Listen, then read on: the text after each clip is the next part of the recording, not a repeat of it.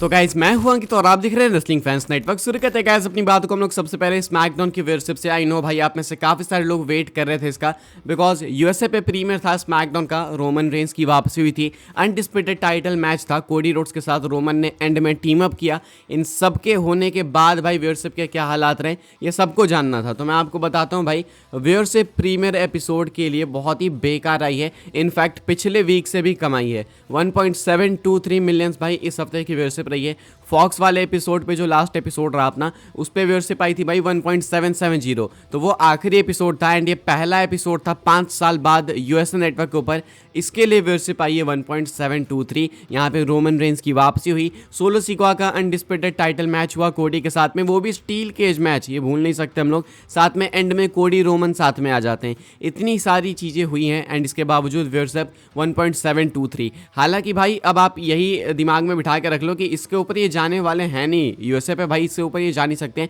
New normal आप लोग expect करो कि 1.5, 1.55 या फिर 1.6 मिलियन होने वाला है। मैक्स टू मैक्स मान लो भाई 1.7 होगा। इसके ऊपर अगर ये चले जाएंगे तो ये करिश्मा होगा, तो यहाँ पे हाँ करिश्मा हो गया, आप ऐसा कह सकते हो। बाकी डब्ल्यूडब्ल्यू खुश है या फिर नहीं, फाइटफुल की रिपोर्ट निकल के सामने आई है। उनका कहना है कि डब्ल्यूडब्ल्यू वाले सेटिस्फाइड इस चीज़ से, यानी कि डब्ल्यूडब्ल्यू वाले खुश है कि चलो भाई ठीक है, इतनी व्यूअरशिप आई है, हम लोग खुश हैं, सेटिस्फाइड, अच्छा हुआ। मेरे अकॉर्डिंग भाई आप खुश नहीं हो सकते इस व्यूअरशिप से। आई मीन डब्ल्यूडब्ल्यू जो भी करना चाहे वो कर सकते हैं, लेकिन मुझे ऐसा लगता है कि जब आपने अपने लिए बार सेट कर लिया फॉक्स पे 2.2 मिलियन, 2.4 मिलियन या फिर 2 मिलियन से ऊपर, तो यहाँ पे आप 1.7 पे आके खुश तो नहीं हो सकते। कहीं ना कहीं वो बैक ऑफ द माइंड एक डिसअपॉइंटमेंट तो होगी कि ये क्या हो गया। लेकिन हाँ आई नो कि इन्हें ये भी आइडिया है कि भाई यूएस नेटवर्क की रीच उतनी ज़्यादा नहीं है जितनी कि फॉक्स की थी, तो ये एक्सपेक्टेड भी था, बट स्टिल ये कोई खुश होने वाली चीज़ नहीं है। अभी देखना है कि आगे ये किस पेस के साथ कंटिन्यू करते हैं, बिकॉज ये तो भाई प्रीमियर एपिसोड था। इसके लिए अगर व्यूअरशिप इतनी आई है तो आने वाले टाइम के अंदर भाई व्यूअरशिप तो कम ही होते जाएगी, ये तो नॉर्मल सी चीज़ है।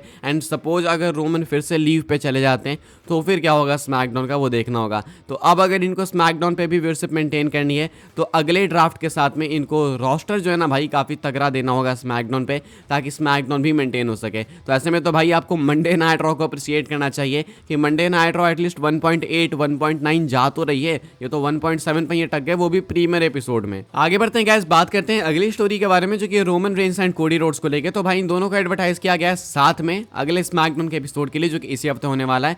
अच्छा अभी यहाँ पे देखना होगा कि इन दोनों का एडवर्टाइज किया गया है साथ में, तो व्यूअरशिप पे क्या इंपैक्ट पड़ता है। रोमन तो वैसे भी एडवर्टाइज थे पिछले हफ्ते के लिए, यानी कि जो लास्ट एपिसोड हुआ, एंड उसके लिए कोडी भी एडवर्टाइज थे, लेकिन ये था कि भाई साथ में एडवर्टाइज नहीं थे। रोमन ऐसे बोल के अनाउंस नहीं करे गए थे, वो बस थे ग्राफिक वगैरह में थे, बस वैसे थे। अब ऐसे में रोमन कोडी को बोल के अनाउंस दोनों को करा गया साथ में कि ये स्मैकडाउन में अपीयर होने वाले हैं, तो शायद आई थिंक शायद व्यूअरशिप परफेक्ट पड़े। आज मंडे नाइट रॉ के दौरान ये वाली अनाउंसमेंट हुई। बाय द वे भाई रोमन कोडी की बात कर रहे हैं तो इनका मैच जो कि बैड ब्लड के लिए ऑफिशियल हो चुका है, इसके लिए ऑफिशियल ग्राफिक भी आ चुकी है, वो हाई क्वालिटी वाली ग्राफिक। एंड देख सकते हो कि आप लोग रोमन कोडी एक साइड देखने को मिल रहे हैं, जो कि अभी तक पचने वाली चीज़ नहीं है काफ़ी सारे लोगों के लिए। ये चीज़ पचा नहीं पा रहे लोग कि भाई रोमन कोडी एक कॉर्नर में कैसे हैं एंड सामने सोलो सिक्वा जेकब फाटू। अच्छा आप देखो कि किस तरीके से भाई चीज़ें टर्न हो गई। ये वही सोलो सिक्वा हैं जो कि रेसलमेनिया 39 में रीजन बने थे रोमन के टाइटल रिटेन करने का।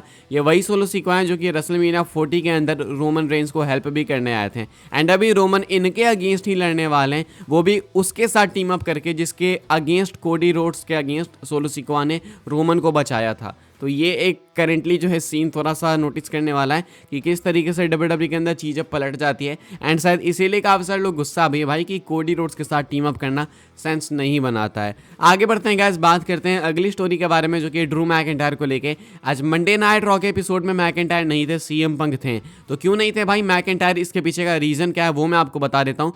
पीडब्ल्यू इनसाइडर की अपडेट आ गई थी भाई पहले ही, मंडे नाइट रॉ से पहले ही, कि Drew McIntyre will not be at tonight's Monday night Raw in Portland. And कहते हैं आगे the reason being is a creative decision on डब्ल्यूडब्ल्यू's पार्ट। तो अगर कोई कंसर्न है मैकिंटायर को लेके, हेल्थ इश्यूज को लेके, तो भाई कोई दिक्कत नहीं है, मैकिंटायर बिल्कुल हेल्दी है, फाइन है। रीजन ये है कि क्रिएटिव्स को लगा कि इस हफ्ते मैकिंटायर को स्मैकडाउन में मंडे नाइट रॉ में ना डाला जाए। स्मैकडाउन नहीं भाई, स्मैकडाउन बोलते, स्मैकडाउन ही दिमाग में घुस गया है। तो मंडे नाइट रॉ में इसीलिए मैकिंटायर नहीं है बिकॉज क्रिएटिव्स ने ऐसा सोचा कि इस वीक इनको नहीं डालते हैं। अब इसके पीछे हमें गेस करना होगा कि रीजन क्या हो सकता है। आई थिंक शायद ये सीएम पंक को पूरा टाइम देना चाहते थे कि सीएम पंक मैच को प्रोमो के हिसाब से हाइप करें, इस बार प्रोमो दे के हाइप करें, हर हफ्ते लड़ने की जरूरत नहीं है।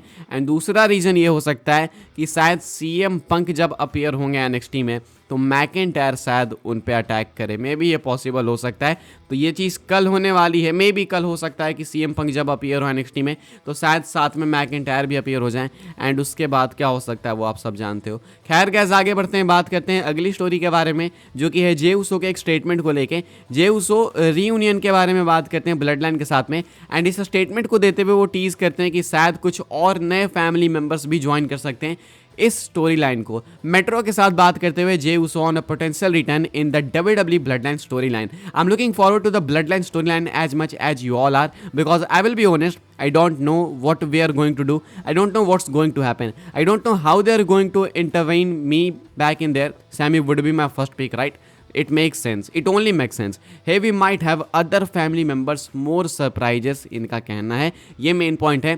Hey, we might have other family members, more surprises man. तो जे उसो के अकॉर्डिंग शायद हमें इस स्टोरी लाइन के अंदर कुछ और नए फैमिली मेंबर्स देखने को मिल सकते हैं। शायद कुछ और सरप्राइजेस भी अनफोल्ड होते हुए दिख सकते हैं हमें भाई, ऐसा जे उसो ने हिंट करा है। कहते हैं कि मैं भी फैंस की तरह एक्साइटेड हूँ देखने के लिए कि आगे क्या होने वाला है इस स्टोरी लाइन के लिए, बिकॉज मुझे भी कुछ नहीं पता है। ऑनेस्टली बता रहा हूँ, मुझे कोई आइडिया नहीं कि आगे क्या होने वाला है, किस तरीके से ये लोग मुझे इन्वॉल्व करेंगे। सेमी जेन अगर इन्वॉल्व होंगे तो उन्हें किस तरीके से इन्वॉल्व किया जाएगा ये इनको नहीं पता, लेकिन इन्हें इतना पता है कि हो सकता है कि शायद कुछ और फैमिली मेंबर्स भी इन्वॉल्व हों। एंड हो सकता है कि शायद कुछ और सरप्राइजेस भी आपको देखने को मिले।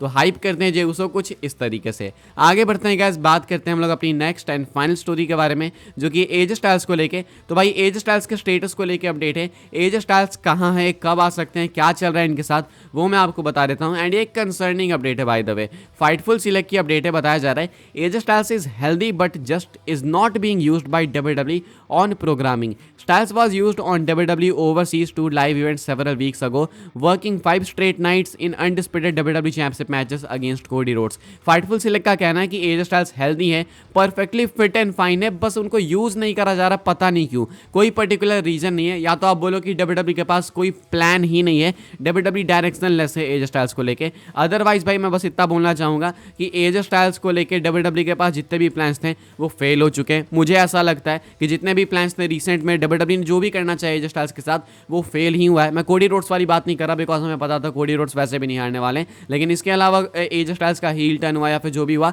वो उतना वर्क नहीं करा जितना इसे वर्क करना चाहिए था। तो फिलहाल भाई एज स्टाइल्स को लेकर यही अपडेट है कि एज स्टाइल्स हेल्दी हैं, फिट एंड फाइन है, बस उनके लिए कोई प्लान नहीं है। अब क्या पता WWE किसका वेट कर रही है, क्या कब आएंगे। फाइटफुल की फिलहाल ये अपडेट है। इस वीडियो के लिए गाइस यही सारी अपडेट्स थी। एंड ये वीडियो तो भाई काफ़ी जल्दी आने वाली है रोज के कंपेरिजन में। एंड इस शेड्यूल पे वापस आ रहा हूँ मैं धीरे धीरे, तो अब आपको इंप्रूवमेंट देखने को मिलेगा।